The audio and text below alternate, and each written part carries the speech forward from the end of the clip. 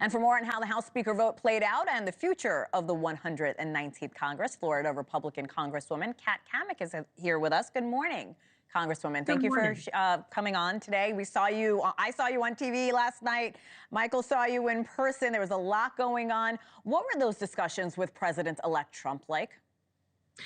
Well, of course, not divulging any of the details or specifics. I can tell you that the president was very optimistic about the America First agenda and was reiterating the importance of this step of getting Speaker Mike Johnson elected, because we have no time to waste and a tremendous amount of work to do. So he was very optimistic. He was very encouraging, really laid out the tenets of the America First agenda and why we had to get to work immediately. You know, there were absolutely no threats. There was nothing negative in the conversations. And of course, there's a lot of moving parts on the House floor during this first day. So, you know, we had to keep that first ballot open, and, you know, a lot of people with a lot of opinions about how we're going to accomplish this goal. But the thing that I am encouraged by is in those moments, we were all able to look at each other and say, listen, we're in this because we are here to serve our constituents and the American people. We're getting ready to take an oath to the United States Constitution. We have a lot of work to do. This is bigger than any small difference in opinion on a particular policy. We have to see the bigger picture here. And so we were able to move forward at the end of the day. But it was with a little bit dramatic here in the last 24 hours, I'll say. But all within the hour, which is very impressive, I have to say. So after Johnson won the speaker vote, your Republican colleague Chip Roy said, quote, "There are many members beyond the three who voted for someone else who have reservations." Congresswoman, what is it specifically Johnson needs to tell these members to prevent stalemates over bills moving forward? Well, I think that this is more than just what he needs to say. It's what he needs to do. And we want, certainly in the Republican conference, we want someone who is going to have a backbone of steel, who is going to really uphold those conservative values and principles that we all have campaigned and believe in. And that is something that when you have these narrow margins and people who say, well, you know, I have a difference of opinion on this policy, then all of a sudden you're stuck with, well, how do I get forward progress? And so we have to make a decision. Are we going to take the incremental wins, or are we going to just say, no, we're not going to do anything at all? And I think by and large, the vast majority of the Republican conference, we want to get things done.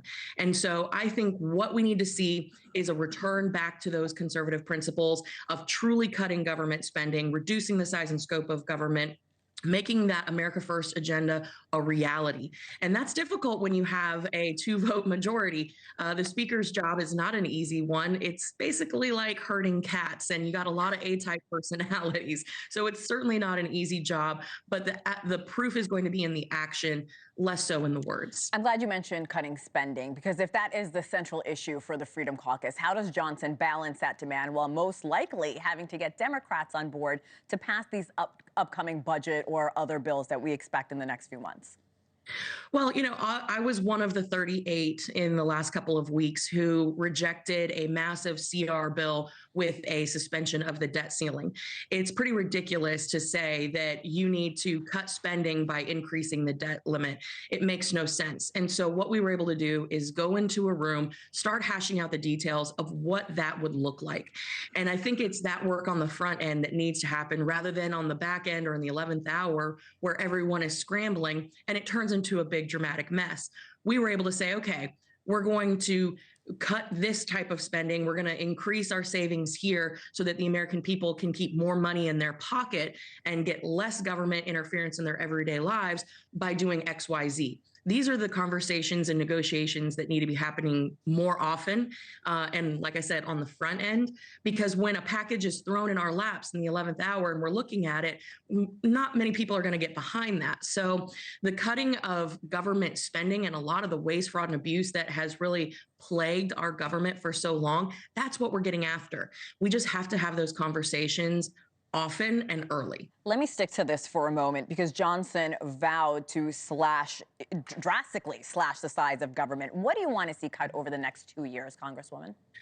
Oh, I could give you a laundry list, almost nearly $5 trillion that we can spend, that we can cut, and we can save that money on behalf of the taxpayers. And they wouldn't notice, we wouldn't notice really a difference in our everyday lives as a result. People fail to realize that even just our regulatory environment, just what we spend as taxpayers every single year in enforcement and compliance, it's almost 2 trillion with a T dollars. That's just regulations.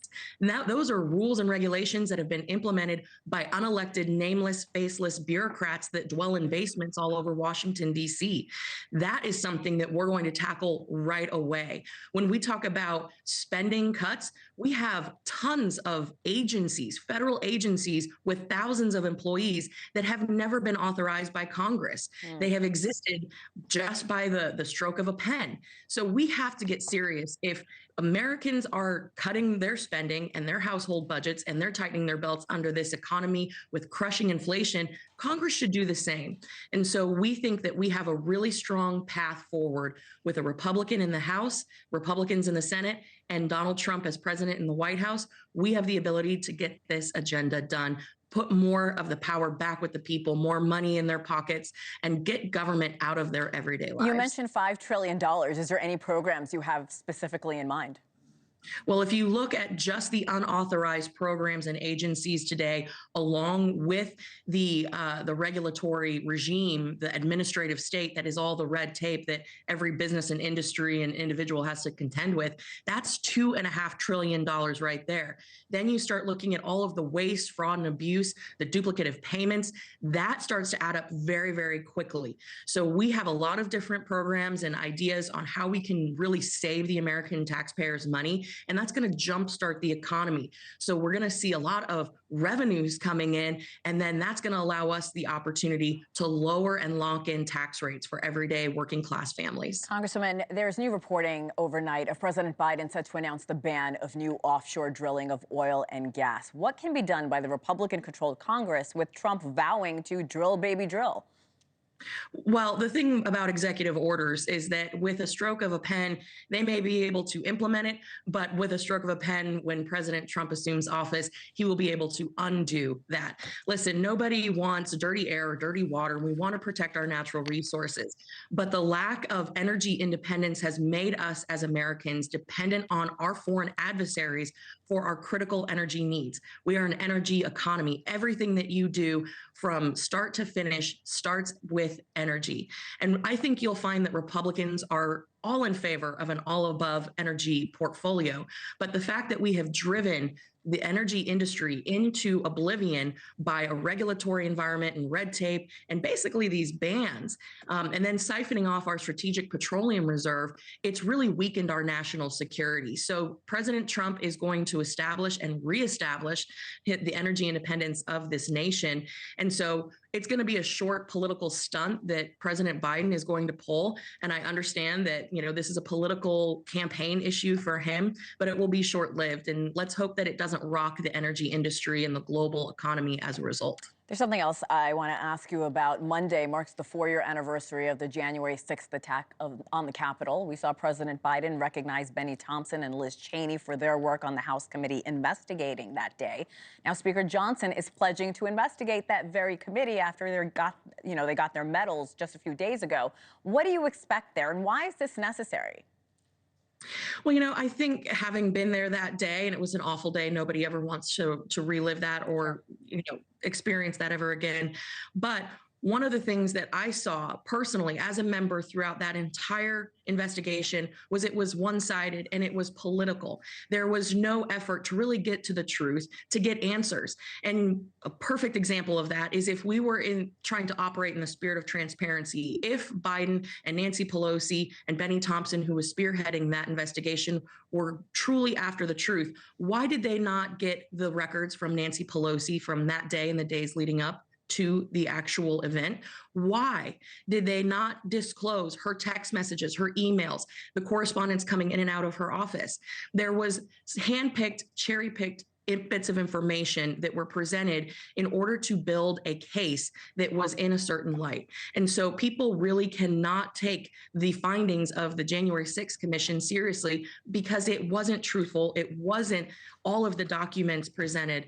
And so I think that that's why we need to go back and say, here's what the American people deserve, the full truth, nothing but. And this is what we're going to present. That's why I believe Speaker Johnson wants to revisit that, because there are still a lot of questions that remain unanswered to this day. So despite President-elect Trump going back into office and this being completely over with Liz Cheney not even serving anymore, you think this is specifically for the sake of transparency? I think the American people, whether you're Republican, Independent, Democrat, I hear repeatedly that Americans are sick and tired of the lack of accountability and the lack of transparency in Washington. And that's everything from insider trading with congressional members, one of the reasons why I myself do not trade stocks. But from that to term limits to there's just always an air of uncertainty when it comes to the elected officials. And so Americans really, really want that accountability and transparency back in their government.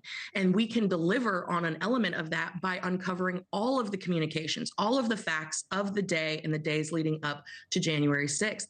Now, we have a lot of work to do in a very short amount of time. So is this going to be the dominating theme of President Trump's first 100 days? Absolutely not. We're focused on securing the border, getting our energy independence back, getting the economy cranking, and getting government out of everyday lives of everyday Americans. So it's just one of the things that we need to do along the way to really start rebuilding the trust of the American people. I really appreciate this conversation and you being so forthcoming. Florida Congresswoman Kat Cammack, we hope you come back. Thank you again.